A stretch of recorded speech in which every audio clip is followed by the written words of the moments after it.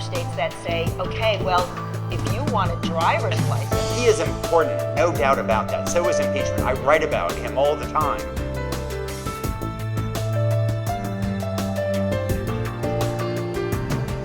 Welcome to the grand finale of Mac Reads.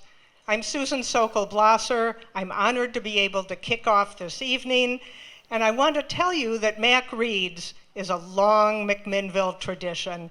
It's a true community collaboration, currently led by Jenny Berg, head of the McMinnville Public Library. Jenny's, where are you?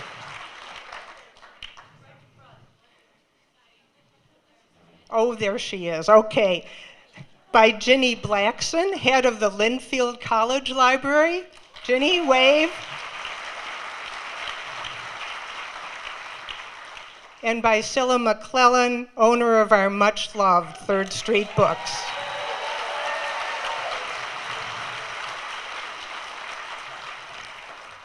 What an ambitious idea to encourage the whole community to read the same book and then come together to meet and hear the author. I want to thank you also to the Community Center for donating this space for all of us. I think half the county is here.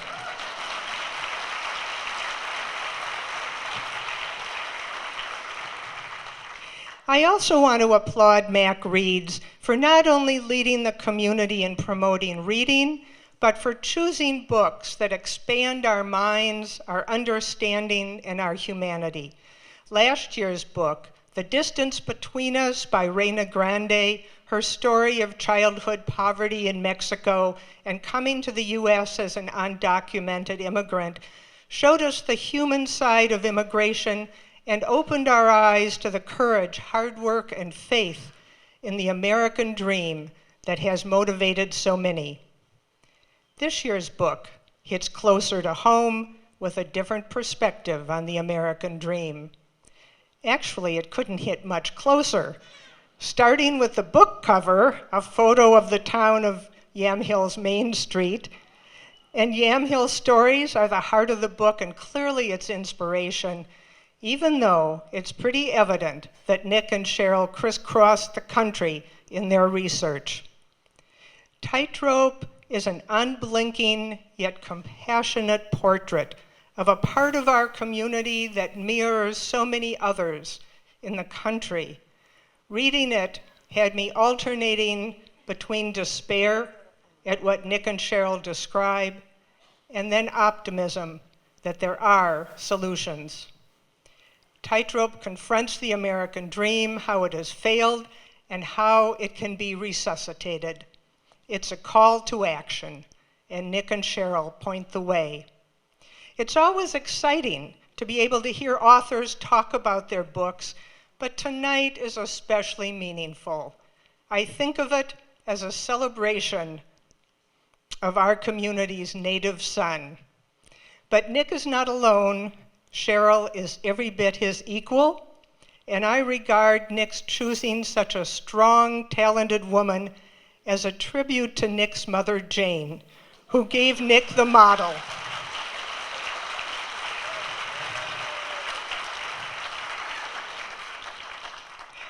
Together, Sheryl and Nick have researched, reported, and written 5 books, along the way winning the first Pulitzer Prize for Journalism awarded to a married couple.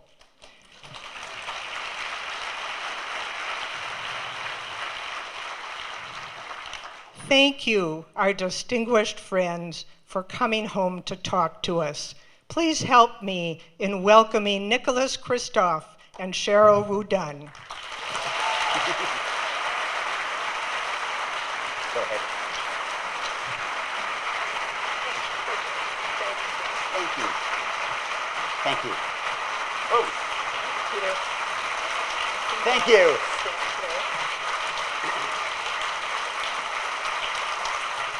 Thank you.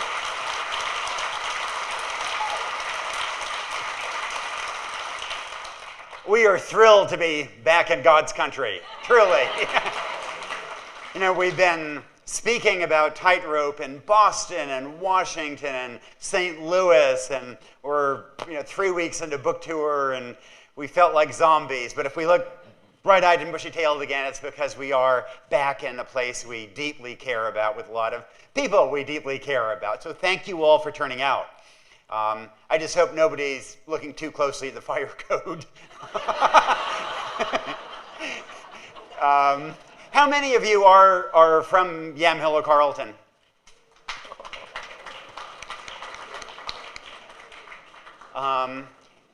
I want to also in particular give yet another shout out to my mom in the front row, Jane Kristof.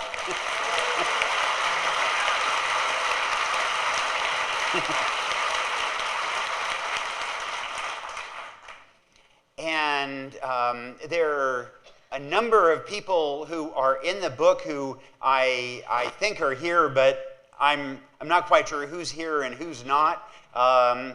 Donna King, are you here? Donna's there somewhere. There's Donna. I know Drew Goff was going to try to get here. Drew?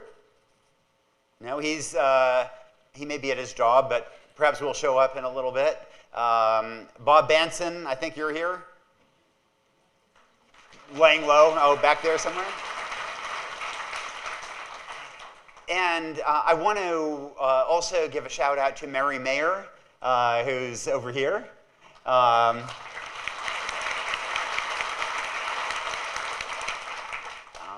Mary is somebody in the book, like so many people who, we couldn't have written this book without a lot of people sharing some difficult stories with us. And Mary was with me in grade school and at YC, and somebody we enormously valued. When her parents left Yamhill at the end of junior year, she was determined to stay and graduate with our class.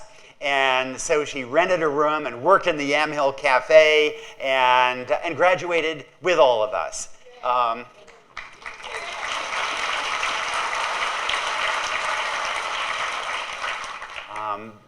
And then she fell into some hard times, but is now, and they were hard to talk about. And she did because she wanted readers to understand what happens to people when they fall over a cliff. And now she is back off the cliff and doing wonderfully, and she is making birdhouses, the best birdhouses in the world.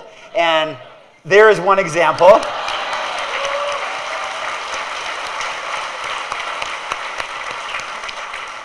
And Mary, as you see, is also a natural entrepreneur. And I think she has a bunch of birdhouses. There she is in the corner. If you want one of the world's best birdhouses, then I suggest you go and look for Mary right afterward. It's because Mary and so many other people who agreed to speak with us that we were able to pull together a book that we hope helps shed a light on some problems that have affected the whole country. And by drawing attention, help lead to smarter public policy to address these problems. So let me explain a little bit about how Tightrope came about. Can we have the next slide? Now, when I was in 7th grade, I did not have the presence of mind to take a photograph of the number 6 school bus for use in future PowerPoint presentations. But I found this photo on the web, and you see that a mountain that, if you're a little blind, could be Mount Hood. And so that is the fill-in for the number 6 school bus going into Yamhill each day. And it was full of kids whose families had done very, very well for much of the 20th century, with a lot of great blue-collar opportunities in the area. As I'm sure a lot of you know, this was a time when good union jobs were available, earning pretty good, solid incomes. The people who got on the bus right after me each day were the 5 NAP kids. Can we have the next slide? This is This is the Knapps around the Christmas tree. Mrs. Knapp in the background. That's Farland in the middle. Farland was in our grade. And then his brother Zeelan, his brother Nathan, brother Keelan, and sister Regina.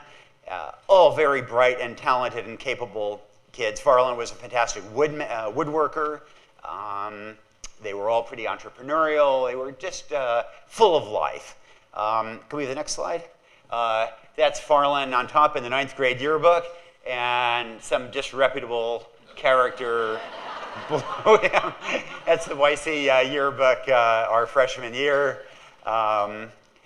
And Farland's dad had a job laying pipe, a union job laying sewer pipe. They bought their own home, and can we have the next slide? When Farland turned 16, the Knapps scrounged and saved, and they bought Farland a Ford Mustang, and we were all incredibly jealous of Farland. And then, as you all know, a lot of those good jobs went away, and Farland and so many other folks struggled to replicate the kind of lives that their parents had had.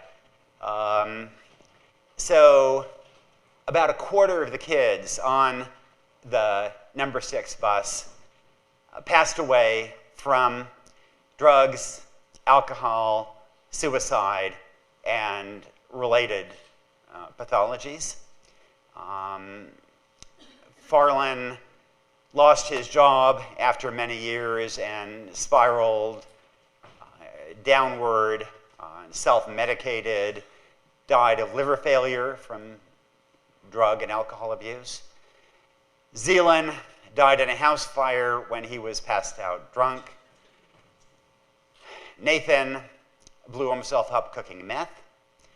Regina died from hepatitis, from injectable needle use of drugs. And the only survivor among the 5 kids was Keelan, who survived because he was spending 13 years in the Oregon State Penitentiary. And trying to understand, Cheryl and I would come back and we'd try to understand what had happened. Mrs. Knapp is still alive and going strong. Can we have the next slide? It's Mrs. Knapp with Keelan behind her, the death certificates of some of her children. Next slide, please. Every day, Mrs. Knapp climbs up on the hill and goes and visits the graves of 4 of her 5 children. Something that just should not happen, that did not happen in previous generations. And Cheryl and I tried to understand what was going on. Is this something about the number 6 bus? Is this something about Yamhill? What is it? And we gradually came to see that this isn't a problem of one bus or of one community, but this is a nationwide problem that is affecting so many communities. In some ways, it's like a great social depression, but unlike the Great Depression of the 1930s, which affected everybody, this is not a geographic depression. This is a demographic one, and it has affected the working class in this country. And so often, as we give talks, Cheryl and I will be approached by people who say, I'm from a town in Maine or Kentucky or Texas or Ohio, and my community is going through the same turmoil. And can we have the next slide? We make the analogy of a cancer. There are a couple of economists at Princeton University, Ann Case and Angus Deaton, who have written about deaths of despair. And these are deaths from drugs, alcohol, and suicide. And they are enough that they have brought down American life expectancy in 3 of the last 4 years. In the Great Depression, life expectancy actually rose quite steadily. These days, although these issues are affecting only a part of the population, they are enough to bring down overall American life expectancy. And suicides at their highest rate since World War II. So, in some ways, it's ridiculous to talk about a Great Depression. So much of the American economy has been going gangbusters. There are many areas that are so strong. Since just the year 2000, the average American, enough private wealth has been created that the average American household has increased in value by the equivalent of $800,000. But, that's a little like saying that if Jeff Bezos walks into a room, everybody in the room on average becomes a billionaire. I mean, it's true, but it's not very meaningful for the other people. And something similar has happened in the overall economy. And, aside from the deaths, which are one of the most striking aspects of this, there's just an awful lot of heartbreak in an awful lot of homes across the country. And let me show you the next slide. It's somebody a lot of you may know. We'd actually very much wanted to have him here, Mike Stepp. When I was growing up, the two kids who lived closest to our farm is out by Cove Orchard between Yamhill and Gaston. The two kids who lived closest to me, who I used to walk down the road with every day to the number 6 bus, were Mike and his brother Bobby. And their dad worked in a mill. Their dad had done much better than his dad. Mike and Bobby thought the same would be true of them. Today, Bobby is serving a life sentence in prison, and Mike is homeless here in McMinnville. Can we have the next slide? I come back. When I'm back here, I look for Mike, and I try to understand how our paths diverged so much. And if you look at our old yearbooks from YC, there are an awful lot of kids who did wonderfully. If you look at the National Honor Society photo in the YC yearbooks, everybody in it did just fine. If you look at the kids who dropped out, a lot of them are dead. And the best predictors of long-term outcomes were not so much about family income. It was much more about metrics that we tend not to look at or think about. It was how often you're read to, how many children's books there are in the house, how often you're hugged. It was some of these early childhood metrics. And I wonder all the time, if I'd been in Mike's house down the road and Mike had been in my house full of books being read to all the time, would our trajectories have ended up being switched? Mike, he's often in the library, in the park by the library. We were trying to locate him to invite him here. We haven't seen him for a while, but I was told tonight that he's still okay. And I hope when you do see him here, you'll remember that he's a complicated guy who was once a wonderful, rambunctious ham of a kid, and that with somewhat, at this point, Mike's not gonna get a job. It's gonna be very difficult to help him. But the moment to help him was when he was a child and could have ended up in a very different trajectory. Right now, there are so many kids in Yamhill and across Yamhill County and across the country who are in that same position when we have leverage to help them. And that was kind of why we ended up writing Tightrope, to bring that leverage for better policies. And one reason I think we haven't done better as a country to try to address these issues. You know, in the Great Depression, when I made that analogy, in the Great Depression, at least there really was a solid effort by the federal government to help those left behind. We had the New Deal.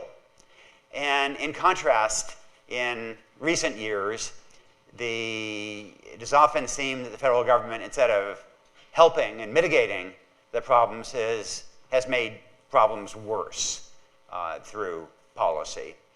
And I think one reason that there hasn't been more attention to these issues is in part that the party in the first-class cabin across the country is still going on and is going gangbusters. And people in that first-class cabin are concerned about what is happening below decks, but don't really appreciate that it's likely at some point to affect them as well.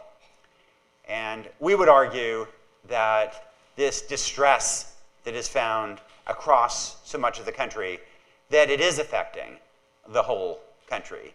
And it's affecting it in part through the medium of politics. Can we have the next slide? Medium of politics. You know, I think that one reason Donald Trump is president is because of this distress in a lot of communities around the country. And whatever one thinks of President Trump, in 2016, he did better in the election in counties where there were more of these deaths of despair. There is tremendous desperation out there. And when people are desperate, then they are more inclined to vote for somebody who will promise to bring back manufacturing, or to or to make various other promises that I'm really trying to be very neutral here.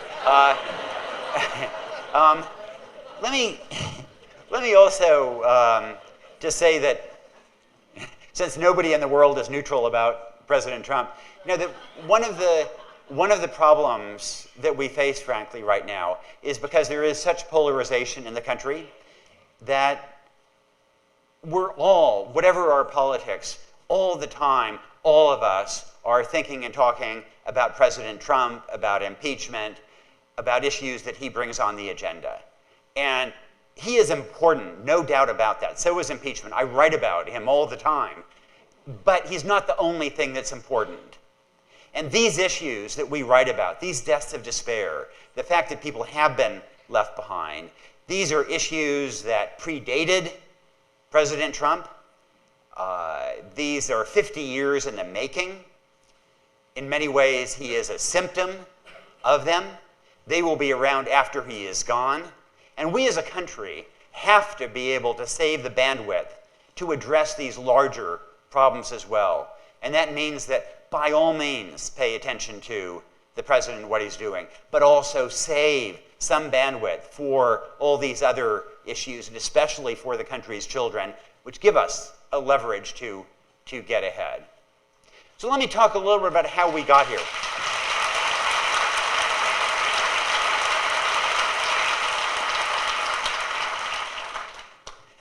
So let me talk a little bit about how we believe we got here. You know, in the 1990s, in Yamhill, and I think in a lot of lily white communities around the country, there were a lot of invidious comments about the struggles in African American communities. And there were comments about how this was a consequence, these struggles were a consequence of what was called black culture, or about deadbeat dads, or self-destructive behaviors. And meanwhile, there was a great Harvard sociologist who said, no, it's not about culture, it's about jobs. That when good jobs go, then these problems follow. And I think he was exactly right, because when those good jobs left places like Yam Hill and Kentucky and Maine and other white communities around the country, the same patterns unfolded about 20 years later. And there are a couple of problems that intersect. So one is that these good jobs left, and that there was a loss of income as a result. So the federal minimum wage of 1968, if it had kept pace with inflation and productivity, would now be more than $22 an hour instead of $7.25 an hour. The average man's non-supervisory wage in the US right now is $43,000 a year. If it had kept pace with inflation and with the economy, it would now be $90,000 a year. A lot of these problems would be a lot easier to address if families were earning that money. But another related issue is that what was important about those jobs that my friends' dads had back in the 70s wasn't just that income stream, it was also the sense of identity and purpose that came with it. We write about our friends, the Greens, and their dad, Tom Green, had a union job as a cement finisher, and he helped build the Fremont Bridge. And that was a source of real pride. So many of the kids in later generations didn't find either that income or that sense of purpose. And then they were inclined to self-medicate, and just then meth came through, and meth just roared through these places with devastating effect. Now, today there are a lot of disillusioned young people around the country, and among young Americans there is now higher approval for socialism as a system than for capitalism.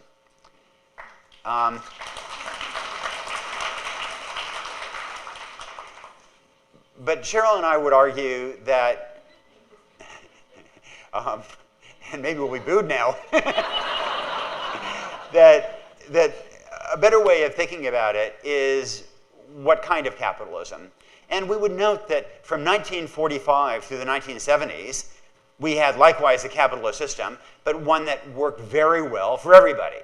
And it was one that was very, very good at growing the pie.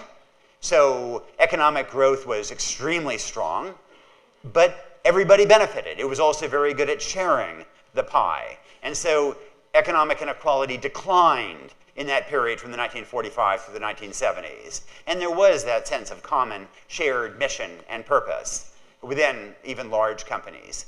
And there was also in that period a inclination for the country to make investments in its people. And so we had investments in physical infrastructure like the interstate highway system. We had investments in human capital in America, like the state university systems around the country, like libraries, the GI Bill of Rights, and that gave people access to both education and housing. And those investments in physical infrastructure and in human infrastructure, laid the groundwork for later economic growth that was inclusive, that benefited everybody from top to bottom, that benefited the entire country's competitiveness. And then in the 1970s, things seemed to change, and the system became more rigged to benefit those at the top. There was also a tendency to both cut taxes and to cut investments in education and human capital around the country, in social services.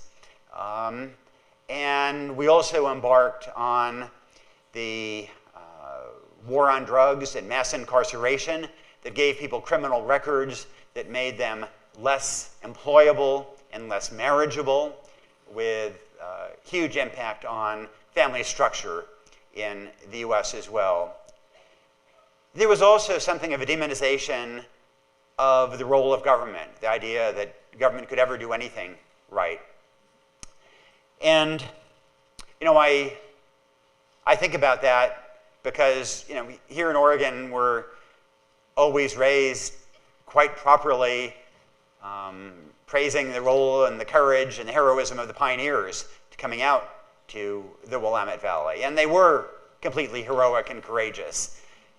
But why did they cross the country and come to places like Yamhill County?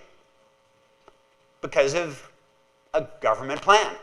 Because once they got out here, they could, if they were white, they could homestead initially 640 acres.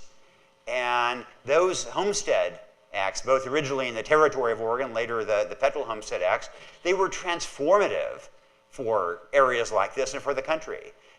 They hugely benefited disadvantaged Americans, created opportunity, and a quarter of white families in America today owe part of their family wealth to the homestead acts. Later, places like Yamhill County were transformed by the creation of high school, secondary education. Later, by rural electrification. Places like Yamhill were completely transformed with rural electrification, bringing electricity to these places. Later, the GI Bill of Rights. And so those strike me as examples of how we can have enlightened policies that work with individuals to collectively raise the bar for communities and for the country as a whole. And now I want to switch for a moment and introduce somebody who I've been bringing here to Yamhill County for for so many years, and Sheryl is truly an honorary Yamhill citizen at this point and loves it as much as I do. Sheryl?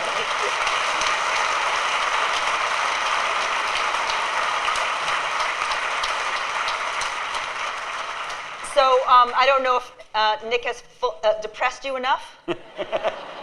So maybe it's time for a bit of a pep talk. Okay, so I will tell you a happy story. So when Nick was growing up here in Yamhill, there was another girl growing up in southern Oregon in Ashland, and her name was Anne. So Anne was in her senior year, the spring of her senior year. Oops. And her English teacher, Hattie Converse, saw her as she was walking down the hall and said, "Anne, where are you going to college next year?" Well, Anne, was from a working class family. Neither of her parents had ever gone to college. She was the oldest of 5 kids, and oh my goodness, college was just unaffordable. So she said to Mrs. Converse, it's just too expensive. I have no plans to go to college. I didn't apply. But Mrs. Converse, looked at Anne and said, "Anne, come with me." She took her by the hand and she dragged her into the school office. And she said, "Anne, here are some forms. You've missed all the deadlines except for just a few colleges, including the University of Oregon." So she said, "Fill out these forms." So Anne went home. She decided to fill out only one of the forms for the University of Oregon. So Anne got into the University of Oregon. She actually got a scholarship from the Carpenter Foundation, too. She took out some loans, got odd jobs. She was even a hotel maid for a spell. And she studied journalism. So, Anne then graduated. Can we have the next slide, please? Anne graduated, and she joined a television station. She worked her way up through the TV station, and then years later, next slide, please, Ann Curry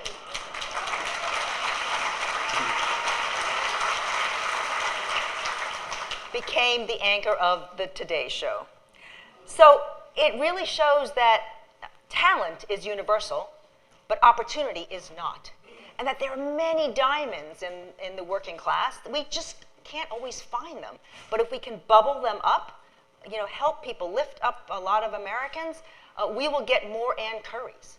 And this benefits not only Anne, but also all of us who have benefited from Anne's remarkable journalism. You know, there are a lot of solutions out there. This is the age of innovation. Research around the country at universities and colleges are doing all sorts of randomized controlled trials, other research to figure out what social policy tools work to address our country's social problems. And they're finding a lot. There's experimentation all around the country. The problem is that we psych ourselves out before we even try to implement. And I'm going to actually talk about the three of the ways that we psych ourselves out. First is, next slide please, the idea of personal responsibility. The second is we think all these problems are just hopeless. And the third is that we ask ourselves, well, why should I care? So let me take first the issue of personal responsibility. So in the 1970s, as Nick mentioned, that's when things started to change. Other countries actually were doing lots of great things. They were doing universal health care, but we actually embarked on a different path. Part of that was inspired by this new narrative that was gripping the nation, this narrative of personal responsibility. And at the heart of this is the concept of lifting yourself up by the bootstraps. Have any of you tried to lift yourself up by the bootstraps? I think it's really hard. In fact, it's impossible. In the 1700s and the 1800s, when the term first came about, it actually meant to do the impossible. But somehow, in the 1970s, it became to mean, oh, you've got to lift yourself out of the rut that you dug yourself in. This is your fault. You got to lift yourself up. And so it was a dog-eat-dog world. I'm not going to help you because you're not going to help me. And it was a destructive, it was potentially very destructive. So for sure, someone like Farland, he shouldn't have dropped out of high school. He shouldn't have started using drugs. But, we should be able to give people like Farland second chances. If you filed for bankruptcy once, we give you a second chance. If you file for bankruptcy a second time, we give you a third chance. If you file for bankruptcy another time, we'll give you another chance. You can run for president.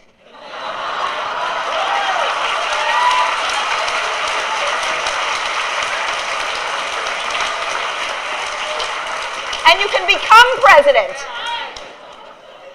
So why aren't we giving other people second and third and fourth chances too? People who we always think of as, oh, they're the dregs of society. We should be giving them second and third chances. And the reason it's particularly important is that, there is this concept of the success sequence. And if you follow the success sequence, you will do really well. And there are three elements of it. I think next slide. Graduate from high school. The next slide, please. You can do all three. And get a full-time job and get married before having kids. I know you laugh at this, but empirically, it shows that people who do follow all of these three things, only 2% are in poverty. People who do not follow any of these three, 79% are in poverty. So, it is true that if you are responsible and you can follow these, that would be great. So we should help people follow these, and we can. For instance, staying in high school. There are some states that say you have to stay in school until you're 18, hoping that by 18 you'll graduate. There are also other states that say, okay, well, if you want a driver's license, you have to be in high school. You have to be enrolled in high school. So we can do things like that. We can also have counseling. We can also have, psychotherapy that will help students who are, depressed or lonely or having difficulty coping. We should also have much more technical education, much more vocational training, the modern version of vocational training.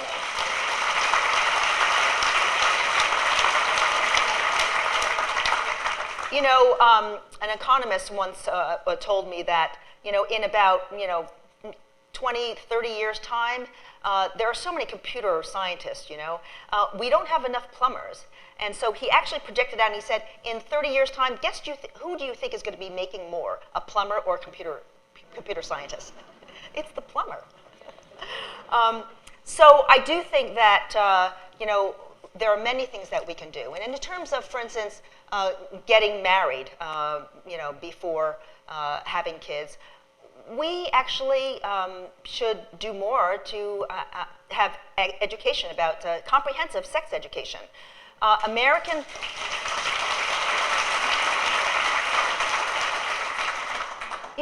I know it's controversial, but American kids and European kids, they have sex at about the same rate.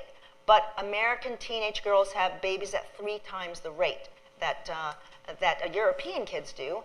And, so we actually can improve, unwanted children. And obviously, no one wants, unwanted children, but, this is a challenge. I mean, even now, one kid is born every 15 minutes with exposure to opioids in their system. So, there are some tragedies out there.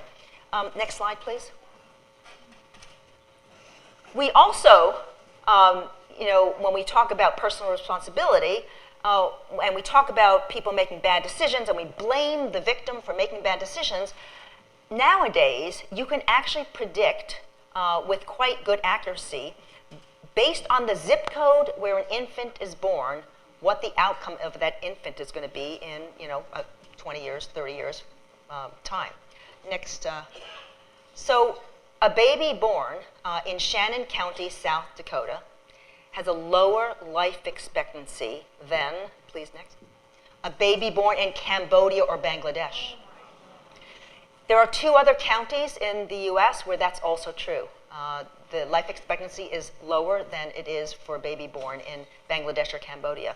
We really can change that. And so we really shouldn't be blaming that poor infant for making the terrible choice of being born in that zip code. So, these are some of the considerations when we are looking at the social narrative that can be very destructive. Next slide. The second way we psych ourselves out is we think, oh my God, these problems are so large. Anything we do is just a drop in the bucket. It's hopeless. But I want to tell you that there is progress. There's a lot of progress. Next slide, please. So I want to tell you the story of Daniel McDowell. He was, sort of an emblem of 2 of the worst problems that we have in this country, homelessness and addiction. He was a veteran who was homeless, and he was addicted to drugs. But you know what? He is now in a really good place. So I'm telling you in advance, this is a happy story. He was part of a program that was started in 2010 when the Obama administration said we really have to tackle veteran homelessness because they were embarrassed. The nation was embarrassed that so many veterans who gave their life to fight for us were homeless. And so they started on this program to reduce veteran homelessness. So Daniel, he was a rising star in the Army. He ended up in Afghanistan, and he was in a Humvee with his comrades, and they hit a landmine. And he felt a searing pain through his legs. He had to feel to make sure his legs were still there. They were there, but they were permanently damaged. So back on the base in the US, back on the military base, he was treated at the clinic. And they started giving him opioid pills. And so he took them, and he also had back pain, so he took some more pills. And finally, after they couldn't really manage his pain, they said, you know what, you got to go to some specialists. There's a pain management clinic outside. Here's a referral. So he went to this pain management clinic. Well, they just upped the prescription, and he started taking more pills. Daniel was getting hooked. This is not unusual, actually. 80% of addiction to heroin really started with prescription drugs. So Daniel, finally, the clinic decided to, for some reason, switch doctors on him. And he got this new doctor who looked at his prescription and said, oh my gosh, you're on more pain pills than I give my cancer patients. So he cut it in half. Well, the problem was that Daniel was hooked. So he went out onto the streets and he bought heroin. And that was the downward spiral. He lost his job, he lost his wife, he lost his son, he lost his home. Even his dad broke off relations with him. Only his mom stayed in touch. And his mom, she would give him coupons, gift cards, anything but cash, because of course he would spend the cash on drugs. Finally, she found Baltimore Station, which was a place as part of the Obama administration's policy that would take in homeless veterans and help them treat addiction or alcoholism, whatever they were embroiled in that got them homeless. And Daniel is being treated for his addiction. He is doing so much better. He's recovered his life again. He's back in touch with his son. He's back in touch with his family, and he's taking classes now on business skills, resume writing, so he can actually get a job and get an income again. So he's in a very good place. And in fact, this policy was started in 2010. By 2016, they had reduced veteran homelessness by nearly 50%, which is remarkable. And in fact, the Trump administration has continued the policy, and they have further reduced veteran homelessness. So we can solve this problem. Obviously, they put a lot of resources into it, and you do need resources, but it was a targeted policy. They knew exactly what they had to do, because there is a lot of research out there that gives us tools. So we can also solve child homelessness. We have the tools. We do need the political will and the resources. Next slide. So this is Daniel in his happier moments. Next slide, please. Next slide. And the next one. So we also know that these problems can be addressed better than the way we're doing it now, because in other countries, they don't have the same kind of problems to the degree that we have them in. Look, they've been affected by automation, by globalization as well, but they don't have the severity of the problems that we have. Let me give you an example. So after the financial crisis in 2008, 2009, the auto companies laid off a lot of auto workers, as we know. So we had a chance to see what happened when often the same company laid off workers in Detroit as well as in Windsor, Ontario, Canada. What happened in the US, well, the government gave extended unemployment benefits, gave them a little bit more money. But the auto workers in Detroit, they lost their job, but they also lost their health care because that came with the job, and that added a huge amount of stress onto those families. Over in Windsor, Canada, well, they did lose their job, but they didn't lose their health care because Canada had embarked on universal health care. And, and they also, okay, you might as well clap.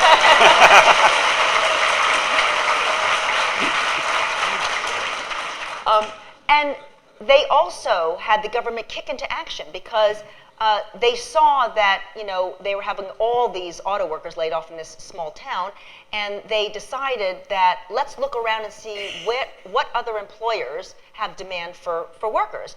They discovered that nursing, there was a demand for nursing jobs, and so they put together a retraining program, and they took these welders and these auto technicians and they retrained them for the nursing field. And yeah, I mean, it wasn't probably their first choice, these workers, but they got jobs, and years later they were not entangled in the mess of self-medication and loneliness and depression that we saw here in the US.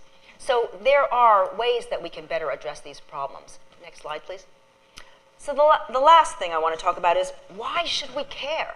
This is just a portion of the country. Why should we care? It doesn't affect me, it's out there, everyone out for themselves. Why should we care? And to that I would say that, it is a little bit self-interested, but, we always think of America as number one, right? We want to be great again, right? But really great. Let's see where we rank against 148 countries. The Social Progress Index actually was conceived of, the framework, by 3 Nobel laureates.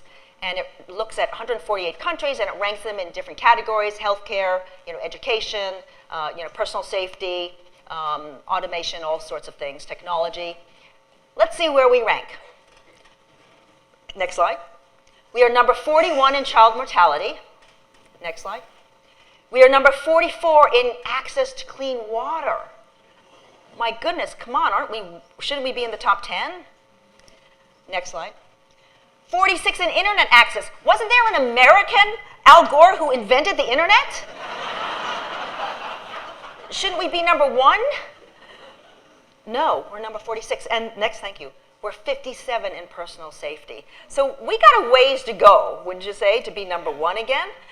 We used to be number 1 in mass education and high school enrollments, and we're way behind. So, you know, we want to be number 1. And so that means lifting up all Americans so that Americans can be sort of, you know, operating at full capacity on all full cylinders. And that's also important because look at China, look at India, 1.4 billion people, soon to be 1.4 billion people. We have 325 million people. How are we going to compete against those, the people power in those countries? That's hard unless we have as many Americans, you know, operating at their full potential as possible. The other, you know, reason I think we do want to do this, next slide, is the next generation, the future generations. So this is a photograph of Drew Goff. I don't know if he's here yet. And his son Ashton. So we knew Drew's father quite well, Rick Goff. And Rick, you know, he was a great worker, very, very talented. He, you know, he was involved with drugs for many years. And in fact, Drew started using drugs when he was 12 years old. And then Ashton was born with drugs in his system. So we thought, oh no, this is going to be transmitted to the next generation. But then a year ago, we ran into Drew, and he was at Provoking Hope, which is this organization, a wonderful organization. Oh,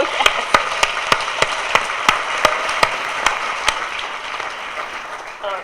Based here in town. And he had been drug-free for months. And this month, he'll be drug-free for 2 years.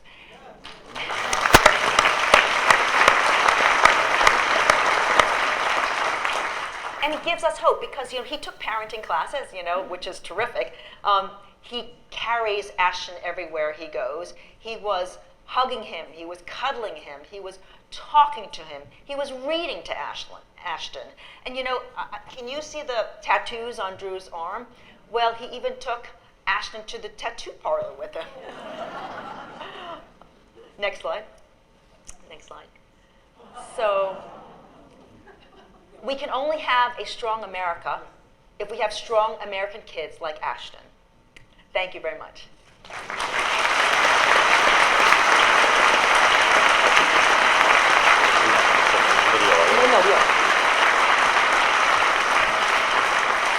So we want to try and show you a video, so let's try.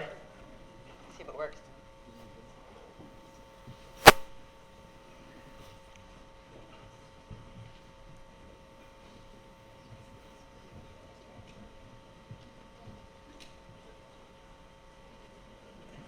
Maybe you hit the next one? I don't know. Can you hit the next one? Maybe it'll start. Imagine, if you will, a video. We need some divine intervention, okay? Well, why don't we start taking questions, and then, you know, if it works, then it works, you know. Yeah, I think there's a system for asking questions. Oh, no. Are there mics going around, or how does one do questions here? Are there roving mics, or My understanding is that there are roving mics. If you raise your hand, somebody will come give you a mic. Okay. Whoever's got the mic, just identify anybody who's got their hand up, and if you've got the mic, ask away. Easy questions to me, hard ones to Sheryl. Okay. My name is David Barstow. I'm an AIDS activist, and I wanted to thank you for your January 18th op-ed about personal responsibility versus societal responsibility. That's been a driver of the AIDS epidemic for a very long time. So I wanted to thank you for that. And the question is, did you watch the State of the Union address? I'm in the middle of reading your book. I watched the address, and I thought, these are two different worlds. But Trump did talk about education. But his answer seemed to be to put a lot of people in private schools. So what's your reaction to that? So, I did watch State of the Union, and what is striking about this moment is how there are so many metrics that are that reflect an economy that is doing so well, and there is a little bit of Trumpian bombast about how this is the best economy ever in history, but it actually is a pretty strong economy for many millions of Americans. The problem is that it's also an economy that has left behind millions and millions of others. And I just came across a new data set that 20 million Americans say that all 30 of the last 30 days have been bad mental health days. This is like nothing, no one else in the world has responses like these. A third of Americans say that they are, in the last month, they often or very often have been in significant physical pain. Again, you don't find numbers like this elsewhere. So the State of the Union address reminded me that we are fundamentally living in two different countries, two different Americas. And I think the challenge is going to be to try to provide policies that can unite these. And at the end of the day, we are judged as a country not by how well we support the Bill Gateses and the Jeff Bezoses and those who've got so much, but those who are desperately in need, especially children. And so that, I think, is the challenge.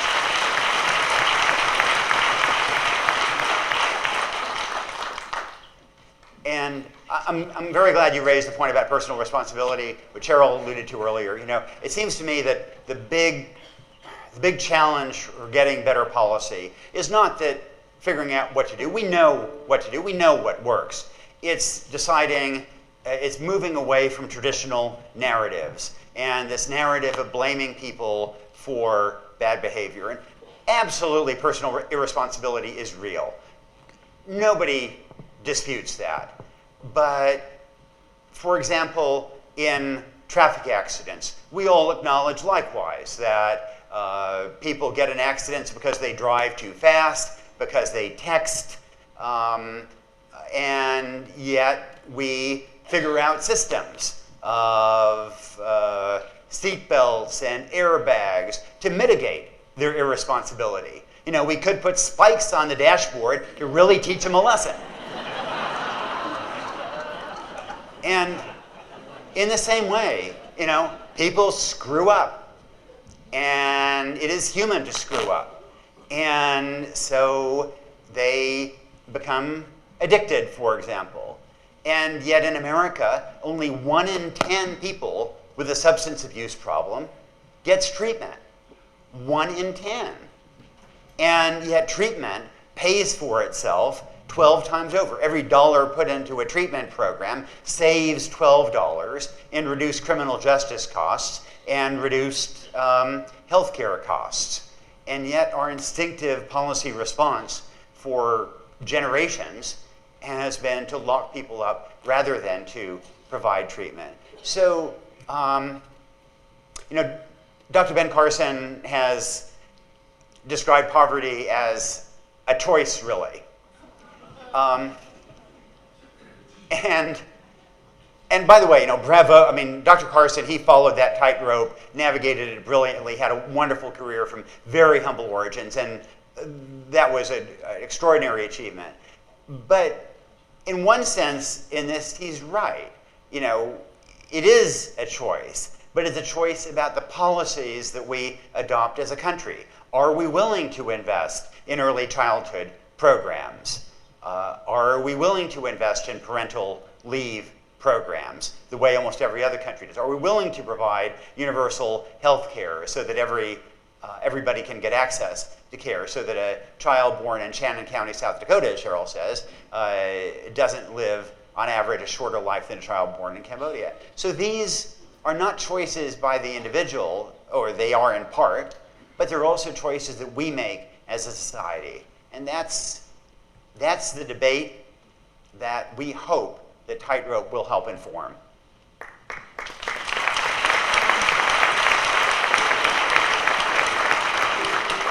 Hi, Nick. My name is David Hallett, and I work at Temecula Community College, one of our local community colleges, and I'm someone who was also helping to rally a small army of people recently to try to help you locate Mike Stepp for this evening, and we were not able to do that, unfortunately. But Please tell Mike that he had a bunch of people who were, right. thinking about him. Absolutely. My question relates to community colleges, and I myself am a person who grew up in the background of poverty. I grew up on a dairy farm in rural upstate New York, and if it were not for the community college education that I received, I would not be standing here today as a community college administrator. I know the value of the community college, and in Yamhill County, in Marion County, in Polk County, the counties that Temecula Community College serves, we have some of the highest rates of poverty. The mic just died. Well, there we go. And what I'd like to know is, what can we as citizens do to get the message out about community colleges and the funding that community colleges need? Because so many of our students are first generation, are students of poverty, are students who are literally a paycheck away from not being able to get to school anymore or afford their tuition.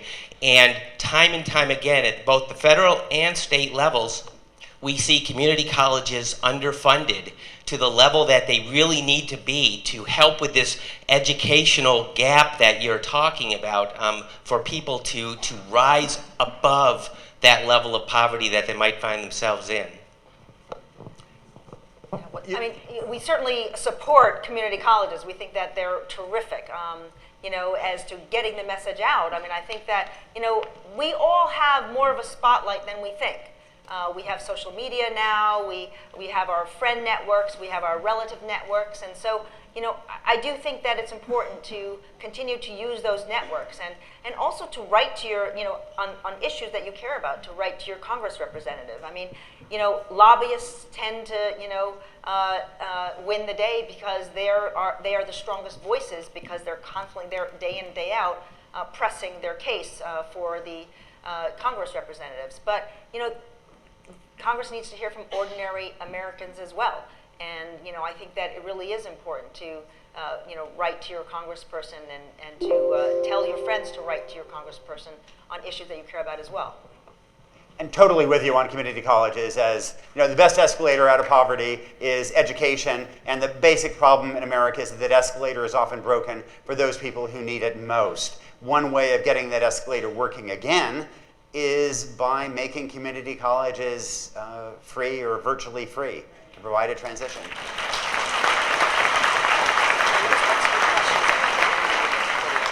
From childhood is the number 6 school bus. But this memory is also tinged with sadness. Because today, about a quarter of the kids who rode that bus with me are no longer alive. Honestly, it just sucks, man. I had everything I wanted in my early 20s. I have nothing now. We can get prostitutes, we can get drugs. This is no place for a child to be, even an adult. I mean, I heard he sort of blew himself up making meth, Yeah. Left a big hole in the world, left in my heart, too. I'm Nicholas Kristof. My wife, Sheryl, and I have worked together for decades, covering some of the greatest injustices of our time. Nicholas Kristof and Sheryl WuDunn. Their coverage won them a Pulitzer Prize, But we've become increasingly shocked by what's been taking place here in America. Now, Nick and I are traveling across the country into the heart of communities battling despair. America is unique when it comes to inequality. We are the richest country on the planet with the worst poverty. That's who we are. My wife said, "Please call me." That's all she wrote. That text message, I knew my brother was dead. You're taught that anyone who uses these drugs are evil people. You're not given any indication that these are people who are dealing with health issues. We're in the worst affordable housing crisis in years, maybe decades. So 4 families living in a single wide. Yes. We want to understand how so many people fell through the cracks and what can be done to change things. I'm not rich. I have 2 roommates. I don't own my house. I barely own a running car. But there needs to be people that are willing to say, hey, let me help you. I think it takes a village for someone to succeed. If it wasn't for the support, I don't think I would have just done it. Whether or not there will be opportunity for everyone, that's the question that we're facing right now as a nation. So it's time for a new version of the American dream. One that includes everybody.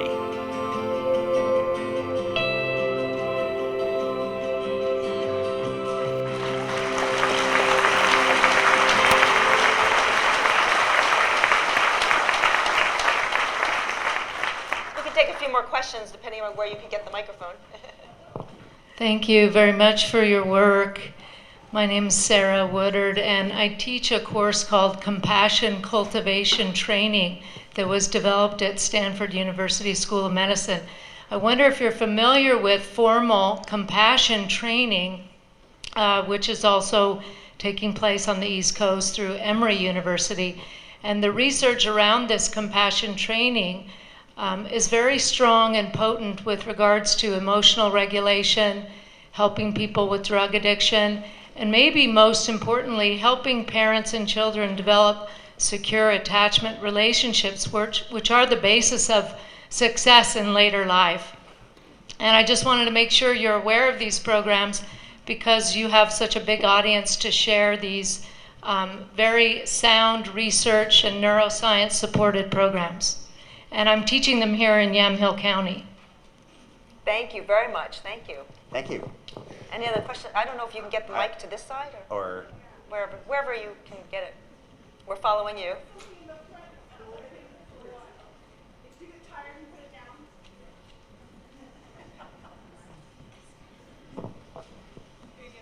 Thank you.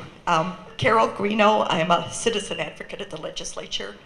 And I first want to tell you a positive story, but a really complex question.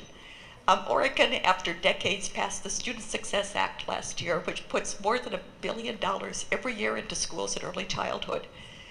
It goes towards mental health and it goes towards reducing just the kind of inequities we're talking about.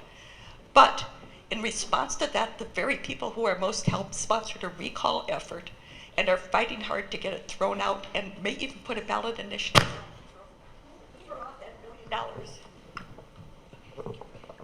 to throw out that $1 billion of funding because it's taxing the biggest corporations and they don't like that idea. So how do we break through to the people who most benefit sometimes because they also are most manipulated by the powers that be and the most afraid? So let me have a whack at that. And so I mean, I know the Oregon situation only in passing, but you are all more familiar with the details of that. But this larger question that I think is perceived by many Democrats and people voting against their interests. Let me try to address that. Look, the white working class tends to be socially conservative, but actually economically more liberal. So it is often driven by issues of abortion and conservative judges and gun policy, for example. And those will lead working class voters to vote for Republicans. I would also note that I think Democrats exaggerate the degree to which they have been good for those left behind. These kinds of policies represent failures for 50 years by both parties. There is bipartisan failure here.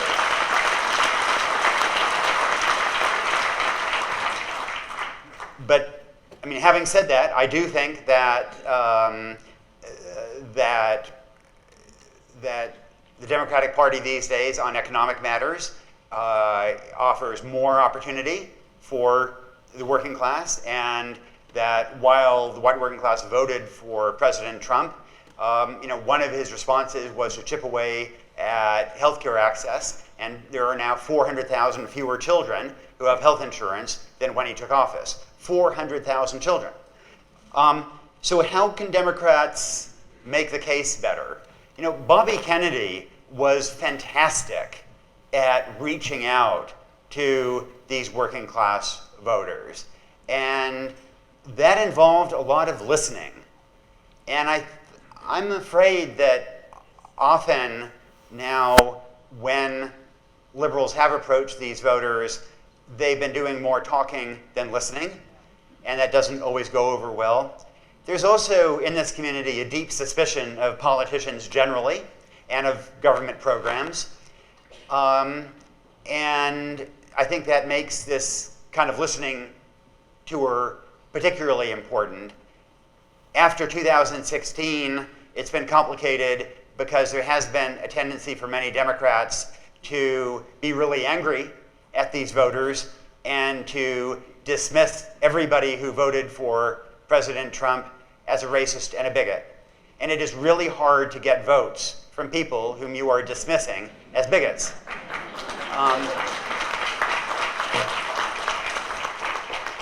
But this country is going to be shaped for years by this presidential election and by the Senate election as well. And I hope that Democratic candidates will compete for that demographic. And that will involve some listening. It will involve recognizing that there'll be some votes the Democrats are not going to get because of issues like abortion and guns, but that on these economic issues, they have a fighting chance. You know, we saw, basically for 50 years, we saw a trajectory of this country cutting taxes and cutting investments in human capital. And that reached its apex in Kansas a few years ago under Governor Sam Brownback. And then Kansas Republicans rebelled because their schools had been cut too far back. And they said, tax us more. And they elected a Democrat as governor in Kansas. Meanwhile, you have states like Utah and Idaho, which have pretty good cred as red states that have expanded Medicaid. And in polls, you likewise get the white working class favoring a higher minimum wage, favoring parental leave programs. So there is some ambivalence among these voters. And I really hope that Democrats do make a serious pitch for those voters in hopes of not just the presidency, but also the Senate. So I would also say that there is a deep suspicion of government, and that ever since Reagan, when he said government is the problem, not the solution. And it's odd for us because we lived in other countries, and the best and the brightest go into government, and they can actually make a difference. But it hasn't been the case so much in the U.S. because of our attitudes towards the government. But I have to say that there is manipulation. I don't know by who, by what, but there's manipulation going on in the sense that, for instance, in this case where people think that, this $1 billion is manipulated by government, or they're suspicious of the program. That's what it seems like, right? But I guess what they don't realize, what they don't know, but the smart money knows. So take an example of, the smart money knows because they take advantage of corporate subsidies. So there is this hedge fund mogul, who's from Chicago. He bought a condo in the heart of New York City for $238 million. It was the most expensive condo, needless to say. He only pays taxes on it as though it were worth $9.8 million. So somehow he finagled a really nice subsidy, but we call it tax breaks, and he's clever enough to get those tax breaks. So I think we have to realize that there's a lot going on, and that some people are milking the system because they're getting corporate subsidies. And look, there is this great company just north of Oregon in Washington State that I love. I mean, I love Amazon. Okay, now let's be upfront. But Amazon makes billions of dollars, and yet it paid no tax, zero. It also had a refund. Does Amazon need a tax incentive in order to stay in business? So, there are subsidies out there and someone is willing to take them. Why not give them to people who really need it a lot more? And so I think, there should be a little bit more understanding.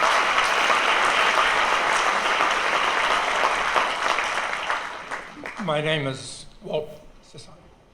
Walt Perry. I'm in Yamhill, and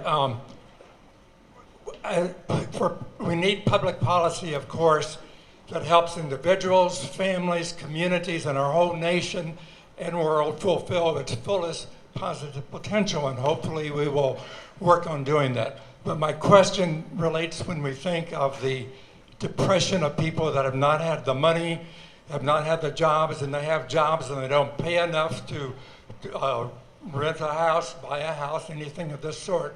But what about the depression and hopelessness of the people that care about others, that care about our communities, and see that we are moving towards possibly a dictatorship, and that we're moving further and further in this country from helping all of our people?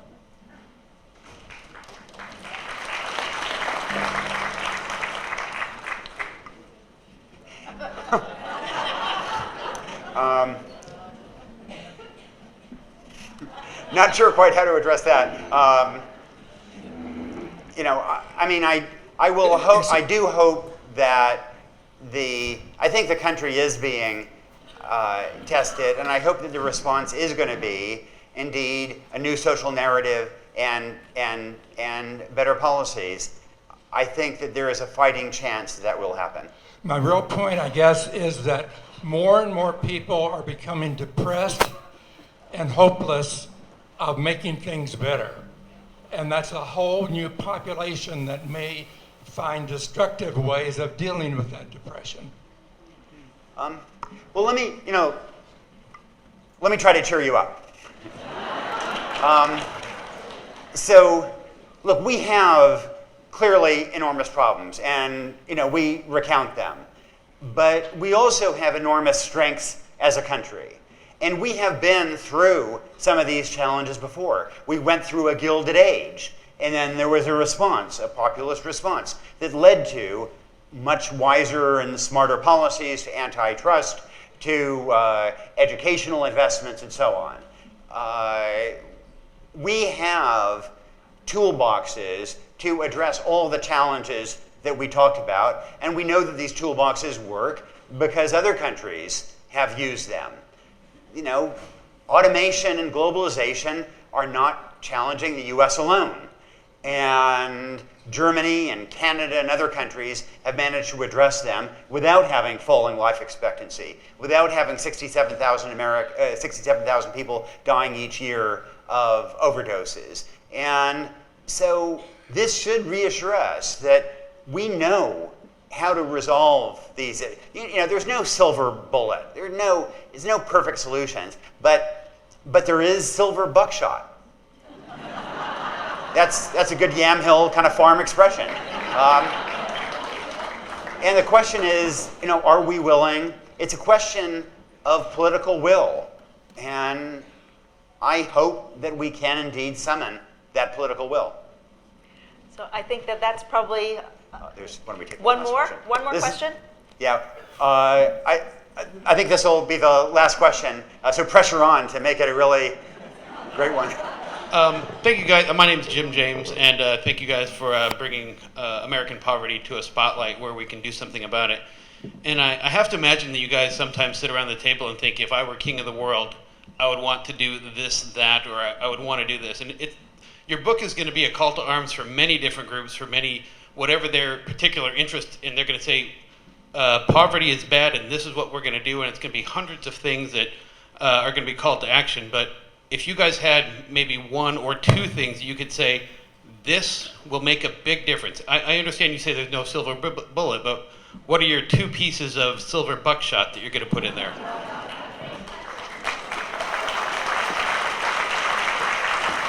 Okay, I'll take one and he'll take the other. I think that early childhood education really is important for.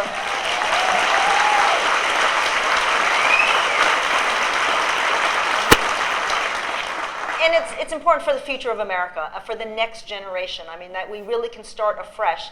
When you take a little baby who has drugs in his or her system, first of all, you need to get rid of those drugs so that the baby can actually get a fresh start in life. But the other reason it's so important from the ages of 0 to 5 is that the baby's brain is developing at the fastest pace it will ever develop in life. When we were 0 to 5, all of us, our brain was developing at its fastest pace. We also think that children are very resilient. They're resilient against everything, but actually they're not as resilient as we think. They are somewhat, but they are very vulnerable. So if a baby is in a household that is full of violence and abuse and chaotic, that's going to create stress hormones coursing through their brain. And when that happens, it's the cortisol hormone stressing through their brain that impairs the development of the brain architecture.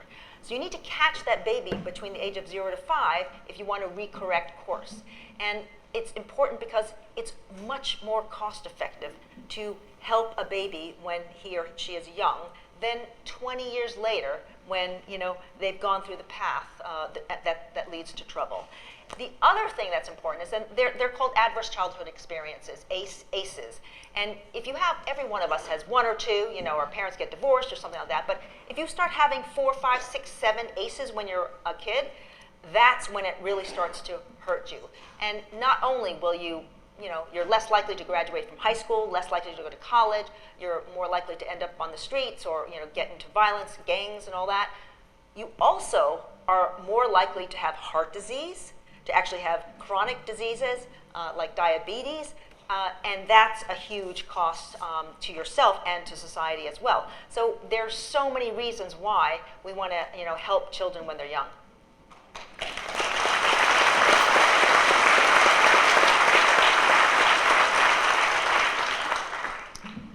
I guess, so my wish would be maybe not exactly a policy as such, but it would be a more humane narrative that underlies our policies. And I really think that one of the things that we got wrong over the last 50 years was a very harsh and judgmental attitude towards those who get left behind, seeing in them not only an economic failing, but a moral failing as well. And I think this pressure for some extraordinary people was galvanizing and helped them achieve, and that's fantastic. But there were an awful lot of others who internalized this narrative and blamed themselves when everything went wrong and spiraled further downhill. Sheryl and I met a homeless man in Baltimore on the street, and we asked him, so why are you here? Do you think your environmental situation more, or is it your bad choices? And he said, no, it's my fault. It's my bad choices. Well, we asked him a little more about his situation. He was born with drugs in his system. He was born, as an early child, he was exposed to lead poisoning. When he was, I think it was 3 years old, he saw his brother shot dead. When he was 5 years old, he was himself shot in the head and grazed. He grew up in this very, very toxic environment, toxic household. And I was trying to tell him, in this environment, anybody's going to fall off that tightrope. And that's why we wanted to use that title of a tightrope. That it feels to me as if my childhood was this nice path, nice, beautifully manicured path, and because I had enormous support from home, I was unlikely to fall, and if I had fallen, I would have picked myself right up again. Farland was on a tightrope. There were an awful lot of others in my class who were on a tightrope. And when we blame them for those failings, rather than trying to erect safety nets, we do them a disservice and we do our country a disservice. So we argue that it's time for an ethic in the country that is less about pointing fingers, a little bit more about offering helping hands, and what we call a ethic of grace, or a morality of grace. that would be my wish. And I want to thank you. This is so meaningful to us to be here. Thank you all for coming.